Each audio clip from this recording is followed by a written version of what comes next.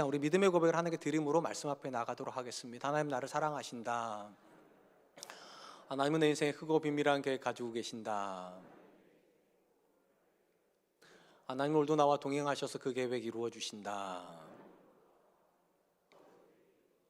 아멘. 그렇게 될 줄로 믿습니다. 아멘. 요즘 우리 사회에서 기성세대와 젊은 세대 사이의 간극을 보여주는 표현으로 자주 쓰이는 용어 중에 꼰대라고 하는 단어가 있습니다. 본래 이 꼰대라고 하는 단어는 청소년들이 자기의 아버지나 또는 선생님들을 일컫는 표현이었는데 어느 순간부터 기성세대가 가지고 있는 고정관념을 강요할 때 쓰는 표현으로 알려져 있습니다. 놀랍게도 나이 든 사람만 꼰대라고 부르는 것이 아니라 젊은 꼰대도 있다고 합니다.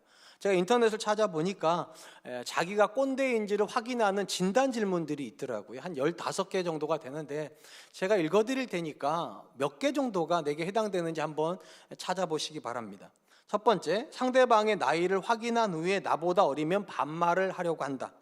뭐뭐란 뭐뭐다식의 정의 명제를 자꾸만 사용하려고 한다. 아내는 이래야 된다. 남편은 이래야 된다. 남자는 이래야 된다. 여자는 이런 식으로 자꾸 정의를 하려고 한다는 겁니다.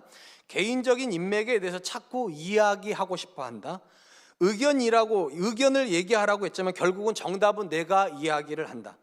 내가 한때 잘 나갔다는 사실을 자꾸만 알려주고 싶다. 개인적인 약속 이후로 회식 불참을 이해하지 못한다. 내가 너만 했을 때라는 이야기를 자주 한다. 우리가 흔히 라떼는 이런 표현이라는 겁니다. 나보다 열심히 일하는 사람은 없는 것 같다. 요즘 애들은 노력 없이 불평만 하는 것 같다. 잘 나가는 후배를 보면 단점부터 찾는다. 나보다 늦게 출근하는 후배는 눈에 거슬린다. 기어이 나를 움직이게 하는 후배한테는 불쾌감을 느낀다. 후배 옷차림, 인사 예절을 지적하려고 한다. 사생활도 인생 선배로서 답을 제시하려고 한다. 내 의견에 반대한 후배는 잊을 수가 없다. 몇 개 정도 체크를 하셨습니까? 2부 예배 때 한 집사님이 나가시면서 그러시더라고요. 자기는 12개 나왔다고. 웃으셨는데 여러분도 만만치 않으실 거라 생각을 합니다. 일단 이거에 대한 평가서가 이렇게 나와 있더라고요. 0개에서 하나도 없고 또는 2개까지는 성숙한 어른, 3개에서 5개 정도는 잠재적 꼰대, 6개에서 11개라면 꼰대 경계령, 12개에서 15개라면 자숙기간이 필요한 꼰대. 저는 거의 자숙기간이 필요한 꼰대로 나오더라고요. 이유는 간단해요. 제가 담임 목사가 되다 보니까 저도 모르게 자꾸만 우리 목사님들이나 전도사님들한테 나 때는 얘기를 참 많이 하고, 부목사는 이래야 된다, 전도사는 이래야 된다, 이런 얘기를 자꾸 하다 보니까 저도 모르게 꼰대가 되는 것 같습니다. 사람들이 꼰대가 되는 일반적인 이유는 많은 분들이 생각하는 것은 나이가 들기 때문이라고 생각을 합니다. 나이가 드니까 꼰대가 된다. 일반적으로 나이 든 사람을 꼰대라고 한다고 제가 말씀드렸잖아요. 근데 요즘은 젊은 꼰대도 있으니까 나이 드는 것이 꼭 꼰대라고 이렇게 동의어로 이해할 필요는 없습니다. 그럼에도 불구하고 나이가 드는 건 꼰대가 될 수 있는 가능성을 굉장히 많이 농후하게 가지고 있습니다. 이유가 있죠. 나이가 들수록 우리는 새로운 것을 편안하게 느끼는 것이 아니라 기존 것을 편안하게 느끼고, 새로운 관계를 확장해 나가려고 하는 것이 아니라 이미 알고 있는 관계를 더 견고하게 하려고 합니다. 그러다 보니까 나이가 든 사람에게 가장 편한 사람들은 같이 나이 든 사람들입니다. 그리고 같은 시대를 살았고 같은 가치관을 가지고 있는 사람들과 늘 만나다 보니까 그게 세상의 전부예요. 그래서 그걸 가지고서 자꾸만 젊은 사람들을 판단하죠. 그러다 보니까 젊은 사람들의 입장에서 뭐가 불편합니까? 자기랑 전혀 맞지도 않은 생각을 자꾸만 강요하는 어른들의 생각이 불편해서 이제 꼰대라고 하는 단어로 그걸 표출을 하는 것입니다. 그런 점에서 꼰대라고 하는 것은 나이의 문제가 아니라 사실 소통의 문제입니다. 얼마든지 나이가 들지만 소통하는 어른들이 있어요. 자녀 세대의 관심사를 알아보려고 하고, 젊은 세대가 가지는 거, 또 누리는 거, 먹는 거 먹어보려고 하고, 그들을 이해하려고 하는 어른들이 있습니다. 그리고 이런 사람들은 나이가 들어서 육체는 쇠퇴할지 모르겠지만 정신은 늙지 않아요. 젊은 세대가 꼰대라고 부르는 사람들은 정신 늙은 사람들입니다. 과거에 갇혀서 새로운 걸 못 받아들이고 새로운 것을 폄하하는 사람들을 꼰대라고 부르지, 정신이 깨어있고 젊은 사람들과 자녀들과 소통하는 사람을 우리는 꼰대라고 부르지 않는 것입니다. 우리가 살아가는 삶의 여정에서 사람의 성장은요, 관계의 질에 굉장히 중요합니다. 사람이 성장하고 성숙하고 있으면 이 사람은 나이가 들어도 젊은 세대하고 불편함이 없이 융화가 되고, 자녀 세대하고 아무런 어려움이 없이 식탁에서 주고받는 대화가 즐거울 수 있습니다. 그런데 아무리 젊은 나이여도요, 자기 세계에 갇혀서 성장하지 않는 사람은 주변 사람을 불편하게 만듭니다. 이것은 신앙의 영역에서도 똑같이 쉽습니다. 소통하지 못하는 성도, 소통하지 못하는 교회는 세상 앞에 조롱거리가 됩니다. 특별히 우리가 요즘 살고 있는 사회가 세상으로부터 엄청난 지탄을 교회가 받고 있죠. 왜 그럴까요? 답은 간단하지 싶어요. 교회가 성장하지 않기 때문입니다. 성장하지 않은 가장 큰 이유가 소통하지 않기 때문이에요. 너희가 뭐라고 하든지 간에 우리는 우리 길을 간다, 이렇게 하면 교회는 단절됩니다. 문제는 무엇인가? 하나님께서 저와 여러분들이 단절돼도 좋다라고 그렇게 생각하셨다면 교회를 세상 가운데 안 두셨을 거라는 거예요. 세상이랑 완전히 다른 길을 가기를 원하셨다면 절대로 교회는 세상이 아니라 산속에 들어가서 공동체를 이루어야 됐을 겁니다. 왜 하나님께서 교회를, 성도를 세상 가운데 두셨을까요? 세상과 소통하고 그들을 하나님께로 인도하는 통로가 되라고요. 그리고 소통하고 통로가 되는 모든 사람들은 공통점이 있어요. 성숙한 사람들입니다. 어떤 사회도요, 성숙한 그리스도인을 비난하지는 않습니다. 어떤 사회도 성숙을 향하여 나가는 교회를 지탄하지는 않기 때문입니다. 오늘 우리가 살펴보게 될 본문의 말씀은요, 성도가 하나님과 그리고 세상 앞에서 가져야 되는 성숙의 모습이 무엇인지를 우리에게 소개해 줍니다. 먼저 바울 사도는 이렇게 권면을 합니다. 15절 말씀입니다. 이 모든 일에 전심전력하여 너희 성숙함을 모든 사람들에게 나타나게 하라. 바울은 자신의 영적인 아들이고 복음의 전도자인 디모데한테 뭐라고 말합니까? 이 모든 일을 전심전력하여서 너의 성숙함을 모든 사람이 알게 해라. 여기서 사도 바울이 말하는 이 모든 일은요, 경건의 훈련과 관련된 모든 일입니다. 여기 안에는 말씀 훈련이 들어가 있어요. 또 주목할 건 여기 안에는요, 믿음과 사랑과 정절에 대한 훈련도 들어가요. 쉽게 말하면 인격에 대한 훈련도 들어가 있다는 거예요. 그러니까 한 사람이 성숙하다고 말하는 성경적 개념은요, 단순히 그 사람이 종교적으로 성숙한 걸 말하는 게 아닙니다. 종교적으로도 성숙해야 돼요. 그런데 그 사람의 인격도 성숙이 되어야 된다라고 바울이 그렇게 말하고 있다는 것입니다. 우리가 본문에서 먼저 주목하려고 하는 것은 성도의 성숙은 선택의 문제가 아니라 필수 불가결한 영역이라는 것입니다. 앞에서 제가 말씀드렸듯이 우리가 살고 있는 사회는 언제부턴가 교회가 세상 사람들에게 존경의 대상이 아니라 지탄의 대상, 또는 인정을 받는 사람들이 다니는 곳이 아니라 멸시를 받는 사람들이 다니는 그런 곳이 되어버렸습니다. 우리는 우리 주변에서요, 어렵지 않게 교회에 대해서요, 정말로 험한 말하는 분들을 어렵지 않게 만나게 됩니다. 심지어 이런 분들도 있어요. 교회 다니는 사람들은 거른다고, 아예 상종도 안 한다고 말하는 분들도 있습니다. 그런 얘기를 들으면 굉장히 화가 나죠. 여러분 화 안 나세요? 저만 성격이 못됐군요.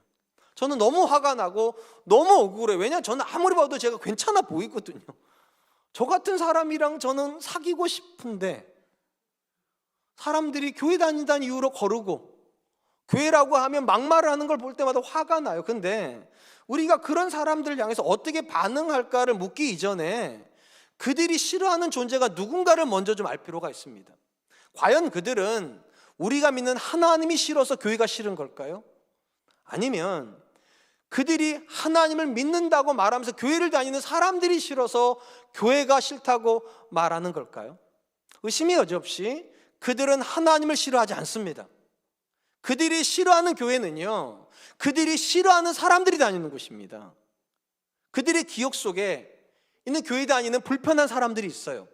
과거에 그들이 만났던 목사님, 과거에 교회에서 만났던 어떤 성도, 가까이 있는 내 친척 중에서, 내 가족 중에서 예수 믿는다고 말하지만 나한테 굉장히 상처를 준 누군가가 다니는 교회가 그들이 싫은 거지 하나님이 싫은 게 아닙니다. 오늘 본문에서 사도 바울이 디모데를 향하여서 복음을 전해야 되는 이 사람한테 설교를 더 잘해야 된다, 가르침이 더 탁월해야 된다, 그렇게 말하지 않고 왜 성숙함을 모든 사람이 알도록 하라고 말을 할까요? 그들은요, 우리가 어떤 사람인지가 관심이 있지 우리가 어떤 말을 하는지는 관심이 없어요. 우리가 어떤 인격을 가지고 교회 다니는지가 궁금한 거지 여러분들이 뭐를 믿는지가 궁금하지가 않아요. 적어도 저와 여러분들이 그들에게 복음을 전하는 사람이 되려면 그들이 아는 인격 안에서 복음을 전해야 돼요. 그리고 우리가 생각할 때도 나보다 못한 사람이 전하는 복음이 복음일 수 있습니까?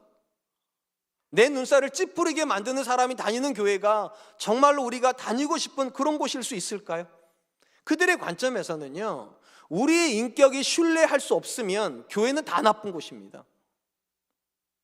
그들이 생각할 때 우리가 그들보다 나은 사람이라고 하는 신뢰가 없으면 그들이 하나님을 믿어야 될 이유는 없습니다. 그렇기 때문에 저와 여러분들이 정말로 세상을 향하여서 복음을 전하는 성숙한 사람이 되고 싶으시다면 먼저 인정받을 게 하나가 있어요. 그들이 이렇게 말해야 돼요. 예수님 믿는 사람은 다르구나. 예수님 믿는 내 친구는 다르구나. 예수님 믿는 내 배우자는 다르구나. 예수님 믿는 우리 시아버지, 시어머니는 좀 다르구나. 이 인정이 있어야 그 다음에 복음이 들어가는 거예요. 그래서 바울이 전도자이고 복음을 설교해야 된 디모데에게 뭐라고 말합니까? 전심전력하여 너의 옆에 있는 사람, 너를 아는 모든 사람이 네가 성숙한 사람이라는 걸 알게 하라고. 초대교회 부흥에 대한 책이, 부흥에 대한 기록을 담고 있는 책이 우리가 잘 아는 사도행전입니다. 이 사도행전에 보면 초대교회가 어떻게 출발을 했고 또 어떻게 성장해가에 대해서 기록한 부분이 나오는데, 대표적인 기록이 이런 기록입니다. 사도행전 2장 47절입니다. 하나님을 찬미하며 또 온 백성에게 칭송을 받으니 주께서 구원받은 사람을 날마다 더하게 하시니라. 사도행전의 저자인 누가는요, 이 초대교회를 두 단어로 설명을 합니다. 한 단어는 찬미, 또 한 단어는 칭송입니다. 이 찬미는 하나님과의 관계에서 쓰여지는 단어예요. 그들은 하나님을 찬송하는 자들이었다. 그리고 사람들 사이에서 쓰여진 단어가 칭송입니다. 그들은 유대인들이 칭찬한 사람들이었다. 이게 왜 놀라운가 하면 이 초대교회가 태어난 곳이 유대 땅입니다. 이 유대 땅에서 유대인들은 예수님을 좋아하지 않았습니다. 당연히 그들은 교회를 좋아할 수 없었습니다. 놀라운 건 예수님도 싫고 교회도 싫은데 교회 다니는 사람들은 좋더라는 거예요. 여기서 오늘날 교회와 초대교회의 차이를 발견하게 됩니다. 오늘날 교회도 여전히 하나님을 찬미합니다. 코로나 중에도 우리가 예배를 멈출 수 없어서 마스크도 쓰고 방역 지침까지 지키면서까지 예배를 드리죠. 찬미가 멈춰지지는 않았습니다. 근데 왜 오늘날 교회가 힘을 잃어가고 있습니까? 두 번째 단어가 없기 때문이에요. 칭송하였더라. 믿지 않는 사람들이, 교회를 싫어하는 사람들이 그래도 교회 다니는 사람들은 우리랑 다르다. 그들은 사랑의 사람들이다. 그들은 인격적인 사람들이다. 그들은 섬기는 사람들이다. 그들은 나누는 사람들이다. 이 고백이 없기 때문에 교회가 지탄의 대상이 되죠. 놀랍게도 초대교회는 그들을 싫어하는 유대 땅에서 탄생했는데도 성경이 뭐라고 기록합니까? 날마다 구원 얻는 자들을 더하게 하더라. 하나님을 찬미하기 때문만이 아니라 그들이 칭송을 받는 사람들이었기 때문입니다. 심지어 예수님께서 그분을 따르는 제자들에게 하신 말씀도 이 맥락 안에 있습니다. 마태복음 5장 16절 말씀, 이같이 너희 빛이 사람 앞에 비치게 하여 그들로 너희 착한 행실을 보고 하늘에 계신 너희 아버지께 영광을 돌리게 하라. 너희의 탁월한 언변을 듣고 너희의 놀라운 지식을 듣고가 아니에요. 너희의 착한 행실을 보고 하늘에 계신 너희 아버지께 영광을 돌리게 하라. 다시 말씀드리지만 그들은 우리가 얼마나 똑똑한지 관심 없습니다. 그들은 우리가 얼마나 놀라운 성경적 지식을 가지고 있는지에 관심 없습니다. 그들은 우리가 얼마나 좋은 사람인지, 그들이 예수님 믿어서 우리가 어떤 사람이 되었는지에 관심이 있어요. 그리고 그런 사람이 복음을 전해야 복음인 것입니다. 사랑하는 성도 여러분, 바울 사도가 디모데한테 모든 사람이 너가 성숙한 사람이란 걸 알게 하도록 하기 위해서 어떤 표현을 썼는가? 전심전력하여. 무슨 말입니까? 성숙은요, 어느 날 갑자기 이루어지는 것이 아니라 전심전력해야지만 이루어진다는 겁니다. 이 본문을요, 어떤 학자가 이렇게 주해를 했어요. 성숙은 잠자는 사이에 이루어지지 않는다고. 그냥 아무 생각 없이 사는데 성숙한 크리스천이 나오는 게 아닙니다. 하나님 말씀 앞에서 자기 자신을 끊임없이 세우려고 하고 어떻게 해서든지 내 주변 사람들이 내가 좋은 사람이라는 걸 인정을 하여 나 때문에 그들이 교회에 올 수 있는 통로가 되어야 되겠다고, 이런 마음의 소원을 가지고 있는 사람이라야 전심전력하게 되고 결국은 그런 사람을 통해서 세상은 하나님을 만나게 된다는 것입니다. 우리가 왜 이렇게 살아야 됩니까? 제가 앞에서 말씀드렸어요. 하나님이 싫어서 교회가 싫어진 거라면 우리에게 책임 없어요. 근데 세상은 하나님을 싫어하는 게 아니에요. 저와 여러분을 싫어하는 거예요. 하나님이 미운 털이 박혀 있는 게 아니에요. 우리가 그들에게 미운 털이 박혀 있어요. 우리의 의지와 상관없이 우리가 예수 믿는 순간부터 우리는 여러분이 다니는 교회를 대표하십니다. 여러분들과 저는 우리가 믿는 하나님을 대변을 합니다. 어떤 존재는 내가 하나님을 믿기 때문에 하나님이 존귀케 돼요. 예수 믿는 사람 다르구나. 근데 어떤 사람은 내가 하나님을 믿고 내가 교회를 다니기 때문에 그 교회가 혐오의 대상이 되고요, 하나님이 조롱의 대상이 돼요. 이건 여러분이 선택할 수가 없어요. 그냥 그리스도인이기 때문에 어쩔 수 없이 져야 되는 삶의 무게예요. 여러분의 자녀가 어떻게 사는가가 결국은 여러분의 얼굴이 되잖아요. 또 여러분들이 어떻게 사는가가 여러분의 자녀의 영광이 되잖아요. 마찬가지예요. 왜 우리가 성숙한 크리스찬이 돼야 됩니까? 나 때문이 아니라 하나님과 교회를 위해서 그러는 겁니다. 내가 믿는 하나님 좋은 분이셔야 되잖아요. 내가 다니는 교회 좋은 곳이어야 되잖아요. 그러니까 전심전력하여 모든 사람들이 너의 성숙함을 보게 하라. 전 저와 여러분들이 그런 삶의 무게를 견뎌낼 수 있는 분 되시기를 주님의 이름으로 축원드리겠습니다. 한편 바울 사도는 성숙한 그리스도인이 되기 위해서 마땅히 해야 되는 행위에 대해서도 이야기를 합니다. 16절 상반절입니다. 내가 내 자신과 가르침을 살펴 이 일을 계속하라. 사도 바울은 디모데가 성장을 해 나가는데 어느 영역에 성장해야 된다고 말하는가? 너와 내 가르침을 계속 살핌으로 성장해야 된다고. 그러니까 끊임없이 디모데는 자기 자신을 들여다보고 있어야 되고 자기가 주고 있는 가르침을 면밀히 살펴보고 있어야 돼. 왜 이래야 되는가? 먼저 바울이 이렇게 말했잖아요. 너 자신을 살펴보라고. 일반적으로 우리는 내가 성숙하다고 생각되면 어떤 행동을 합니까? 다른 사람을 판단을 합니다. 예를 들면 아빠가 아들한테 너 왜 그따구로 살아? 공부는 왜 그렇게 해? 아빠가 그렇게 얘기할 때는 어떤 생각이 있습니까? 내가 너보다 낫다 이런 생각이 있어요. 우리는 일반적으로 내가 너보다 낫다는 걸 어떻게 드러내는가 하면 상대방을 들여다봄으로 드러내요. 상대방을 판단해요. 자꾸만요. 우리 중에 어떤 사람도요, 내 남편이 나보다 나은데 남편한테 판단하는 사람 없어요. 당신 말이 옳지 이러죠. 근데 내가 더 낫다고 생각하니까 자꾸 아내 판단하고 자녀 판단하고 손주 판단하고. 근데 참 안타까운 건 성경이 말하는 성숙은요, 상대방을 판단함으로 드러나는 게 아니라 나를 살피는 거래요. 나를요. 그게 성숙이래요. 성경이 말하는 성숙은 다른 사람을 들여다보면서 고쳐주는 게 아니라 내가 나를 들여다보고 나를 고치고 있는 상태가 성숙의 상태고, 또한 사도 바울이 뭐라고 말합니까? 너의 가르침을 주의하라. 여기서 말하는 가르침은요, 그냥 주는 가르침이 아니라 성경 말씀을 기초로 하여서 주는 권면입니다. 그러면 잘 가르치면 되는데 왜 가르침을 살피라고 말합니까? 우리 주변에 있는 어떤 사람도요, 내가 잘 가르치는 것 때문에 감동하지 않기 때문입니다. 뭐에 감동합니까? 내가 그렇게 살고 있을 때 감동해요. 말씀이 육신이 되는 거예요. 내가 말하는 바가 정말로 내 삶에 그대로 녹아져 있고, 그래서 내 자녀가 이렇게 반응을 합니까? 아빠가 그렇게 말할 자격이 있어요. 아빠는요. 아빠는 아빠가 말하는 대로 사시잖아요. 아내가 이렇게 말하죠. 여보, 당신이 하는 말 맞아. 당신은 그렇게 사는데 나는 못 살잖아. 여보, 나 한 번만 긍휼히 여겨줘. 우리 대화가 이렇게 가면 얼마나 좋겠어요? 여러분의 집은 다 그러시죠? 어떤 분 고개를 끄덕이시네요. 정말 대단하신. 저희 집은 그렇게 안 돼요. 저희 집은 이래요. 아빠 말이 틀린 건 아닌데 아빠도 그렇게 안 하잖아. 이러면 망하는 거예요. 여보, 나도 한마디 좀 하자. 당신도 지난번에 그렇게 안 하던데? 저희 집 얘기예요. 왜 우리가 우리 가르침을 살펴야 됩니까?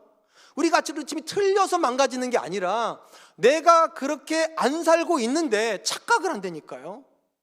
내가 그렇게 살고 있다고. 그들은요, 우리의 가르침의 내용에 관심이 없어요.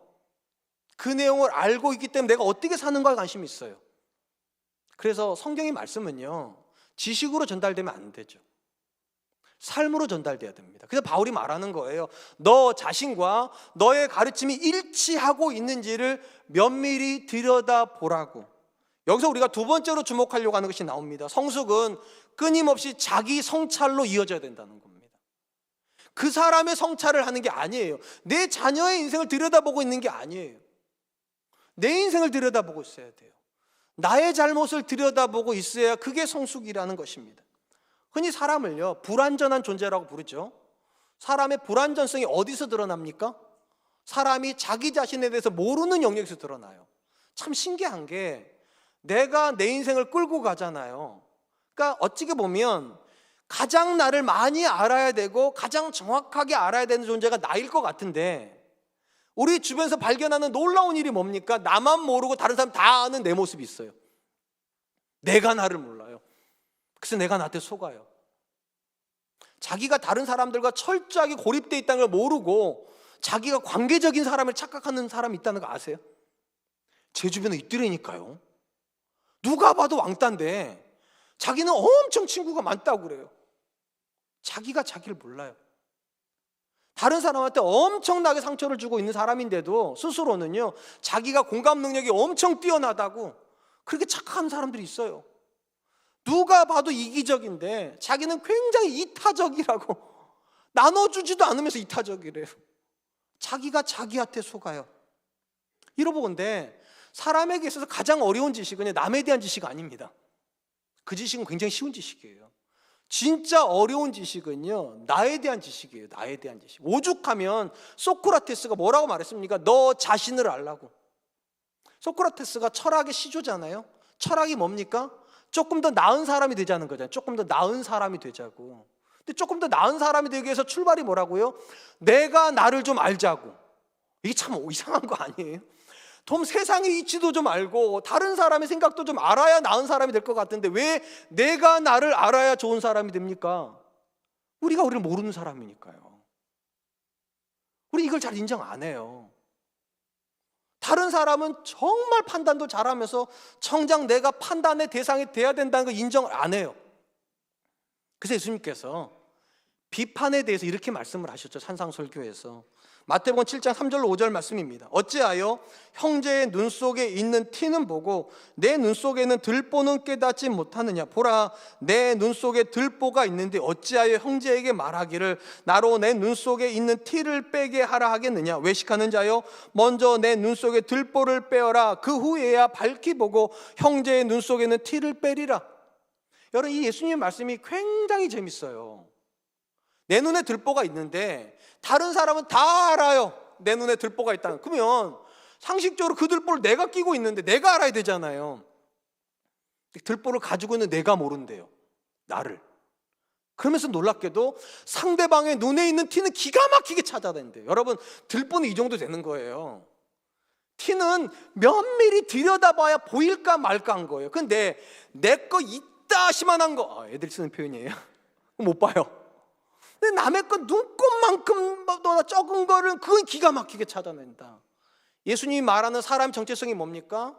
내 자신을 아는 지식에는 철저하게 무능하면서 다른 사람을 비판하는 지식은 철저하게 유능하다는 거예요. 우리 중에 이런 분들이 있어요.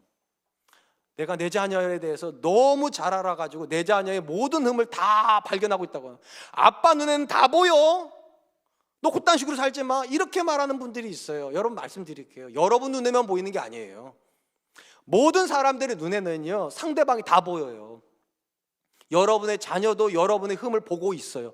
다만 참고 있는 거예요. 이제 만 20살이 돼서 대학교 가보면 아빠 나도 한마디 할게 이래요. 저희 집 얘기예요. 고3 때까지는 한마디도 안 하더라고요. 저한테 꼭 참아요. 대학교 들어가자마자 이러더런데요. 아빠, 저도 한마디 해도 돼요? 그때가 진짜 무섭더라고요. 그때 저는 알았어요. 우리 아들도 눈이 있구나. 저만 눈이 있는 줄 알았어요. 제 눈에만 흠이 보이는 줄 알았어요. 그래서 저는 굉장히 제가 논리적이라서 그게 보이는 줄 알았어요. 제가 굉장히 이성적이라서 상대방의 잘못들이 잘 보이는 줄 알았어요. 아니에요. 모든 사람들은요, 타인에게 대해서 전지전능이에요. 다 알아요. 그러니까 여러분만 보인다고 말하지 마세요. 착각하지 마세요. 진짜는요, 나를 볼 수 있느냐예요. 나를요. 다 못 봐요. 내가 누구인지 아는 사람 별로 없어요. 내가 어떤 성격을 가지고 있고 얼마나 사람들을 고통스럽게 하는지 몰라요. 진짜로 다른 사람 도와주고 싶으면 예수님 말씀하세요. 너를 먼저 고치라고. 네 눈에 들보를 뺀 후에야 밝은 눈으로 그 사람을 도와줄 수 있지 않겠냐고. 우리가 잘 알다시피요, 우리가 다른 사람에 대해서는 철저하게 유능하면서 내 자신에 대해서 철저하게 무능한 이유는 딱 하나예요. 우리 눈 때문이에요. 우리의 눈은요, 밖을 보게 되어 있어요. 그래서 노력하지 않아도요, 상대방의 잘못, 상대방의 실수는 그냥 들어와요. 그냥 노력하지 않아도 상대방은 보입니다. 근데 노력하지 않으면 나를 못 봅니다. 우리의 눈은요, 안쪽으로 못 돌아가요. 적어도 잠잘 때만이라도 눈이 안쪽으로 돌아가서 내 몸을 다 스캔하고 내 생각을 다 스캔하면 사람이 균형감이라도 있지 않겠어요? 그런데 눈 뜨고 있을 때도 상대방밖에 못 보고요, 눈 감고 있어도 나를 못 봐요. 그게 사람의 한계예요. 우리 성경에 보면 예수님께서 성도에게 신앙적 훈련으로 명령하신 단어 중에 하나가 묵상이란 단어가 나옵니다. 이 묵상이란 단어의 히브리어가 하가라고 한 단어인데요, 이 단어의 문자적인 뜻은 오래 머물다예요.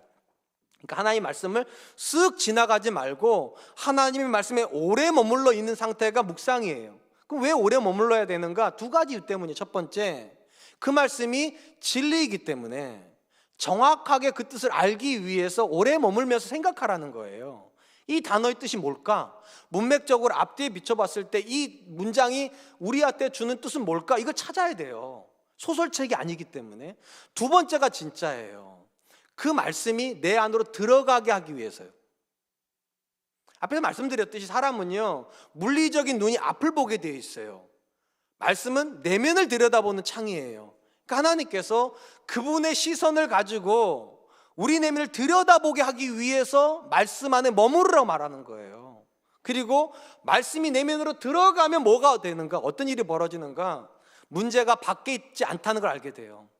문제가 내 안에 있어요. 내 자녀가 안 바뀌는 이유가 내 안에 있어요.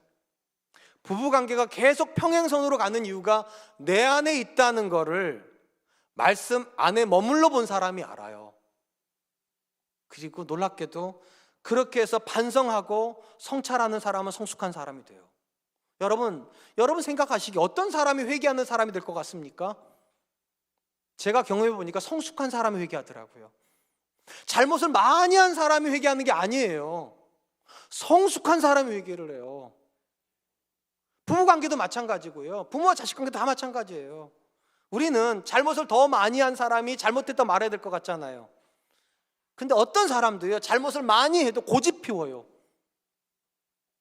결국 누가 사과한 줄 아세요? 성숙한 사람이 사과해요. 여러분 가정에서요, 누가 성숙한지는요, 누가 미안하다고 말하는지 보면 알아요. 최근에 여러분들은 여러분의 배우자한테 미안하다고 말해본 적 있습니까? 참 신기하게 교회 다니는 사람들일수록 미안하다 말 안 해요. 그리고 하나님께 갖다 회개해요. 하나님께 가가지고, 하나님 제가 어젯밤에 쟤한테 함부로 했다고. 그리고 아내한테 가서는 입 싹 닫고 있고, 자녀한테 입 싹 닫고 있고. 성숙한 거 아니에요. 성숙은 하나님의 말씀을 안으로 보내는 사람이라니까요. 그래서 너의 가르침을 자꾸만 들여다보라고.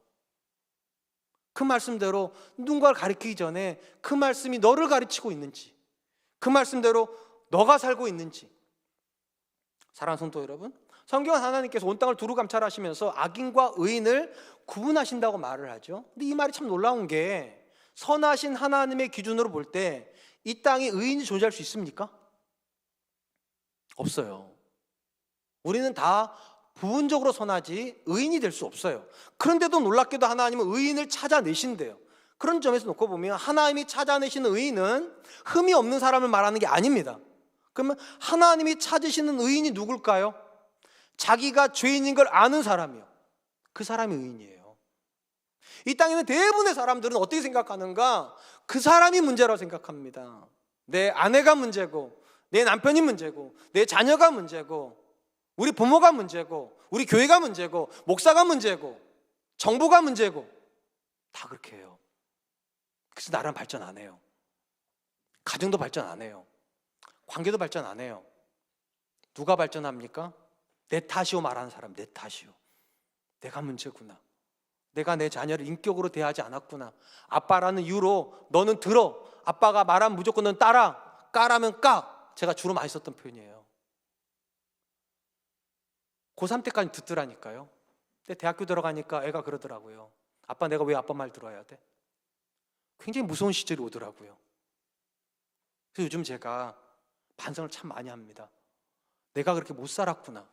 내가 그렇게 못 살았구나. 요즘 제가 제 아내한테도 사과를 하려고 노력은 합니다. 노력은. 잘 안 돼요. 확실히 안 돼요. 예수 믿는 사람들한테 참 이게 안 되는 것 같아요. 근데 여러분, 회개는요, 하나님께만 하는 거 아니에요. 옆 사람한테도 해야 돼요. 미안해. 내가 잘못했다. 아빠가 미안해. 아빠가 네 마음을 상처 줬다. 미안해. 내가 지금까지 그렇게 못 살았다. 어떤 사람이 성숙한 사람입니까? 미안한 걸 아는 사람이요. 잘못을 안 하는 사람이 아니라 잘못하고 있다는 걸 알고 자기와 자기의 가르침을 들여다보고 있는 사람이에요. 전 저와 여러분들이 그런 분들 되시기를 주님의 이름으로 축원드리겠습니다. 마지막으로 바울 사도는 디모데가 자기와 자기의 가르침을 들여다보면 어떤 결론에 도달하는지에 대해서도 말을 해줍니다. 거기 보면 6절 16절 하반절입니다. 이것을 행함으로 내 자신과 내게 듣는 자를 구원하리라. 그러니까 너가 너 자신을 들여다보고 너의 가르침을 들여다보면서 너를 구원할 뿐만 아니라 내게 듣는 가까이 있는 모든 사람도 구원하게 된다. 일단 우리가 이 말씀을 잘못 읽으면 오해의 소지가 있어요. 어떻게 오해할 수 있는가 하면 문자적으로 보면 너가 끊임없이 너 자신과 너의 가르침을 들여다보므로 성숙해져야 네가 구원을 얻는다, 이렇게 읽을 수가 있겠죠. 근데 이렇게 되면 어떤 문제가 벌어지는가 하면 성경은 철저하게 어떻게 말합니까? 오직 의인은 믿음으로 말미암아 산다. 그러니까 믿음으로 구원을 얻는 거예요. 근데 이 말씀은 마치 믿음으로 구원을 얻는 것이 아니라 성숙하려고 하는 행동이 있어야 구원을 얻는다, 이렇게 표현을 하고 있다는 거예요. 그렇기 때문에 우리 이렇게 읽으면 안 되겠죠. 오히려 이 부분은 어떻게 읽어야 되는가? 저와 여러분들이 우리 자신을 들여다보고 우리의 가르침에 대해서 면밀히 들여다보고 있다면 저와 여러분들 구원 얻을 사람이 맞다는 겁니다. 왜냐하면 본래 우리가 그리스도 바깥에 있을 때 우리는 우리를 들여다보는 존재가 아니었어요. 그래서 진짜 죄인들은요, 항상 누군가를 판단하고 있습니다. 진짜 죄인들은 항상 누군가를 정죄하고 있습니다. 근데 거듭난 죄인, 의인은요, 자기를 들여다보고 있습니다. 그리고 이것이 가능한 이유가 있어요. 성령님이 우리 안에서 일하시기 때문이에요. 그리고 그때 아는 거예요. 내가 달라졌구나. 내가 생각하는 게 달라지고 있구나. 더 놀라운 거는요, 내 옆에 있는 사람이 그걸 느껴요. 제가 요즘에 아주 조금이지만 변하려고 굉장히 많이 노력을 해요. 그랬더니 우리 큰아들이 저 엄마한테 전화해서 이렇게 얘기했다는 거예요. 엄마, 아빠가 좀 달라졌더라. 우리 아이는 지금 지방에 있어서 저랑 많이 만나지도 못해요. 근데도 이 작은 변화를 느끼더라고요. 아빠가 달라지고 있더라. 엄마, 아빠한테 기회를 줘. 저희 집 얘기예요. 참 신기하게 사람은 변화되면 그 변화를 옆 사람이 느낍니다. 그리고 그 변화는 우리가 만들지 않나요. 그래서 옆 사람이 하나님을 만나게 돼요. 하나님이니까 우리 아빠가 변하는 거지. 절대 안 바뀔 사람인데, 하나님이니까 내 남편이 변하지 절대로 안 바뀔 사람인데. 이 본문에서 우리가 세 번째로 주목하려고 하는 것입니다. 누군가를 바꾸기 이전에 내가 바뀌어야 된다는 겁니다. 내가 구원을 받지 못했는데 그들이 구원받는 일은 없어요. 내가 진정한 구원을 경험했다면 의심이 없이 그들이 구원을 경험하게 될 거예요.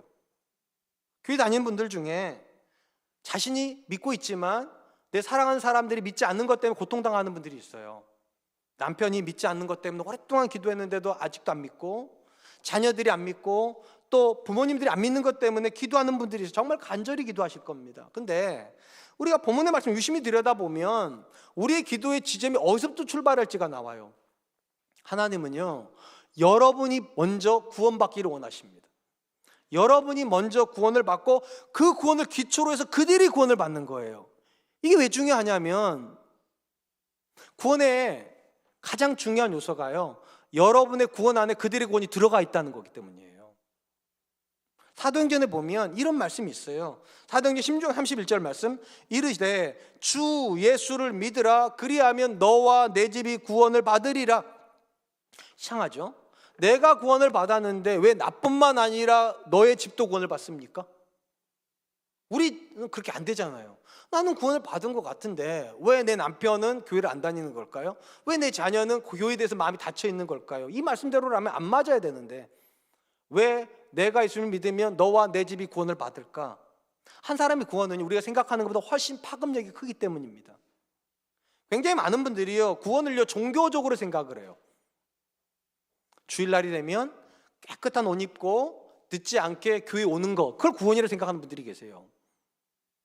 밥 먹기 전에 잠시라도 눈을 감고 이 음식을 주신 하나님께 감사하는 걸 구원이라고 생각하는 분들이 계세요. 누군가가 종교가 뭐냐고 물으면 기독교라고 말하는 걸 구원이라고 생각해요. 다 종교적이에요. 근데 우리가 오늘 살펴보고 있는 말씀뿐만 아니라 성경에 있는 모든 말씀, 구원의 가장 중요한 요소는요, 근본적인 변화예요. 한 사람이 예수님을 만나고 그가 구원을 받았다면 그는 근본적으로 변화해요. 이 변화는 누가 가장 먼저 느끼는가? 가까이 있는 사람이 가장 먼저 느껴요. 그래서 너가 구원을 받으면 너의 가족이 느낄 수밖에 없어요. 내 남편이 뭔지는 모르겠는데 확실히 달라지고 있다고. 내 아내가 뭔지는 모르겠는데 분명히 변화가 생기고 있다고. 제자 훈련을 받고 있는 우리 아빠가 뭔지는 설명하기 어려운데 나를 대하는 태도가 달라지고 있다고. 그래서 한 존재가 구원을 경험하면 너와 내 집이 되는 거예요. 가까이 있는 사람이 자연스럽게 알아요. 달라지고 있다는 거를. 그래서 구원은요, 전염력이 굉장히 강해요. 적어도 아무도 바꿀 수 없을 것 같던 내 남편이 바뀌고 있는데 어떻게 그 아내가 하나님을 싫어할 수 있습니까? 예전에는 인격적이지 않게 돼 있던 그 아빠가 하나님 때문에 내 앞에서 미안하다고 회초리 맞는 마음으로 아빠가 다시는 그렇게 안 할게, 정말 미안해, 그렇게 말하는 아빠를 보고서 어떤 자녀가 그 아빠를 변화시킨 하나님을 싫어할 수 있겠어요? 그래서 구원은 멀리 있지 않아요. 가까이 있어요. 내가 그들에게 구원의 가능성이 돼요. 주 예수를 믿으라. 그리하면 너와 너의 가족, 너의 집이 구원을 얻으리라. 우리가 이 사실을 안다면 내가 내 사랑하는 사람의 구원을 위해서 기도할 때 기도의 내용을 좀 바꿔야 돼요. 우리는 일반적으로 어떻게 기도하는가? 이렇게 기도하죠. 배우자를 위해서 기도할 때 하나님, 내 남편에게 술 먹는 친구, 골프 치는 친구가 아니라 교회 다니는 친구 좀 주셔서 친구 따라 강남도 간다는데 교회도 좀 가게 해주세요. 이렇게 기도하는 분들이 있어요. 틀리진 않았어요. 또 자녀를 위해서 기도할 때는 하나님, 내가 내 자녀를 도무지 못 바꾸겠으니까 하나님 정말 좋은 신랑감, 예수 믿는 신랑감 보내주셔서 그 신랑이랑 교회 다니게 해주세요. 예수님 잘 믿는 며느리 주셔서 그 아내랑 교회 다니게 해주세요. 우리 그렇게 기도해요. 틀리지 않았어요. 근데 진짜는요, 하나님은 그들을 통해서 여러분의 사랑하는 사람을 바꿀 마음이 없으십니다. 더 가까이 있어요. 가족을 통해서 여러분의 가족을 바꾸고 싶어 하십니다. 너와 내 집이 구원을 얻으리라. 우리가 이 사실을 믿는다면 기도 제목의 근본적인 제목은 이렇게 돼야 돼요. 하나님, 나를 좀 바꿔주세요. 그래서 내 남편이 나 때문에 예수님 좀 알게 해주세요. 하나님, 나도 좀 바꿔주셔서 내 자녀가 나 때문에 하나님 믿는 게 하나도 어렵지 않게 해주세요. 우리가 이런 생각을 하는 게 왜 좋은 생각입니까? 우리가 누군가에게 굉장히 중요한 사람이라는 걸 인식하는 순간부터 우리는 함부로 말하기가 어려워요. 적어도 나 때문에 내 배우자가 못 믿을 수 있잖아요. 적어도 나 때문에 내 자녀가 하나님을 떠날 수도 있잖아요. 제가 요즘 가지는 가장 두려운 마음이 그거라니까요. 우리 아들들이 목사 아들들이에요. 근데 우리 아들들은 저를 목사로 아는 게 아니라 아빠로 알아요. 근데 아빠가 목사예요. 근데 아빠가 싫으면 하나님도 싫은 거예요. 제가 중요한 사람이에요. 정말로 중요한 사람이에요. 그 다음부터는 제가 제 아들들한테 함부로 못하겠어요. 정말 여기까지 올라오는 말들이 있어요. 진짜로요. 함부로 못하겠어요. 내가 이 말 했다가 우리 아이가 상처받으면 하나님한테 어떻게 될까? 제가 제 아내한테도 진짜 하고 싶은 말이 여기까지 올 때가 진짜 많아요. 왜냐하면 우리 권사님들이요, 남편들한테 하는 얘기 들으면 너무 부러운 얘기들이 있거든요. 가서 이렇게 해주려다가 이런 생각, 이렇게 말할까 봐, 그 남편은 어떻게 하는데 이럴까 봐 제가 여기까지 올라오다가 참아요. 왜 참을까요? 나 때문에 참는 게 아니에요. 하나님 때문에요. 내가 내 아내한테, 내가 내 자녀한테 진짜 중요한 사람인데, 내가 그 사람한테 구원의 통로가 돼야 되는데, 너와 내 집이 구원을 얻으리라. 사랑하는 성도 여러분, 기독교 복음이 가지는 능력이 뭡니까? 복음 안에 있는 어떤 사실 때문입니까? 근데 기억해 보세요. 우리가 말하는 복음이라 부르는 사실은요, 그들에게 그렇게 대단한 거 아니에요. 아니, 엄밀히 말하면 믿기 어려운 사실일 뿐이에요. 하나님의 아들이 사람이 됐고, 그 하나님의 아들이 죽었는데 3일 만에 부활했고, 부활하고 3일 만에 또 승천해. 여러분 이게 믿어지세요? 이게 그렇게 막 대단한 팩트예요? 그러니까 복음은요, 사실 자체가 능력 있지 않아요. 복음의 진짜 능력은요, 그 복음 때문에 바뀌는 사람이 능력인 거예요. 아니, 어떻게 그게 믿어져? 그렇게 믿어져서 어떻게 사람 저렇게 바뀌어? 거기에 능력이 있어요. 거기에요. 오늘날 교회가 왜 이렇게 힘이 없을까요? 과거 어느 때보다 방송 사용 많이 하거든요. 심지어 조그마한 교회들도 다 인터넷 방송해요. 설교가 넘쳐나요.